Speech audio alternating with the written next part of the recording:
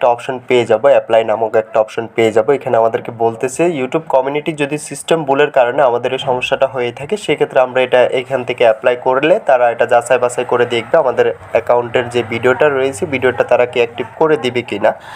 তো সেটা আমরা এখান থেকে জাস্ট এক ক্লিকে আমরা এটা অ্যাপ্লাই করে দিতে পারবো। আমরা জাস্ট এখান থেকে অ্যাপ্লাই অপশনে ক্লিক করলে ইউটিউব কমিউনিটি তারা যাচাই বাছাই করে দেখবে তারা কি সিস্টেম ভুলের কারণে আমাদের এই সমস্যাটা হয়েছে কি না।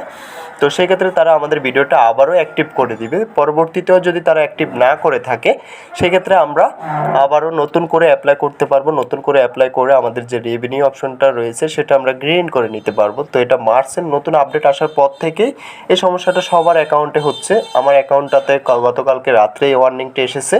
তো সেই ক্ষেত্রে আমরা এখান থেকে জাস্ট অ্যাপ্লাইতে ক্লিক করে আমাদের যে রেভিনিউ অপশনটা রয়েছে এটা এনেবল করে নিতে পারবো। ভিডিওটা যেহেতু অলরেডি পাবলিশড রয়েছে, সেক্ষেত্রে আমাদের প্রয়োজন হচ্ছে জাস্ট আমাদের রেভিনিউটা আমাদের এখান থেকে যাতে করে ভিডিওটা থেকে যাতে করে আমাদের ইনকামটা আসে, জাস্ট আমরা ওই জন্য অ্যাপ্লাই করতে হবে। তো আমরা এখান থেকে জাস্ট অ্যাপ্লাইতে ক্লিক করে দিলে 72 ঘন্টার ভিতরে ইউটিউব কমিউনিটি আমাদেরকে যে কোনো একটা রিপ্লাই প্রদান করবে। হয়তো ভিডিওটা তারা যাচাই বাছাই করে দেখে তারা আমাদের রেভিনিউ অপশনটা এনেবল করে দিবে, নয়তো বা আবারও আবেদন করার জন্য বলবে। তো তারা যদি আমাদেরকে বলে যে আবারও অ্যাপ্লাই করার জন্য নেক্সট ভিডিওতে সেটা আপলোড করা হবে, তো তার জন্য অবশ্যই চ্যানেলটা সাবস্ক্রাইব করতে ভুলবেন না। অবশ্যই চ্যানেলটা সাবস্ক্রাইব করে পাশে থাকা বেল আইকনটা প্রেস করে দিবেন। নিত্য নতুন ভিডিও পেতে অবশ্যই বেল আইকনটা প্রেস করতে ভুলবেন না। দেখা হচ্ছে নেক্সট ভিডিওতে। পার্ট 2 দেখার জন্য অবশ্যই চ্যানেলটা সাবস্ক্রাইব করে রাখবেন।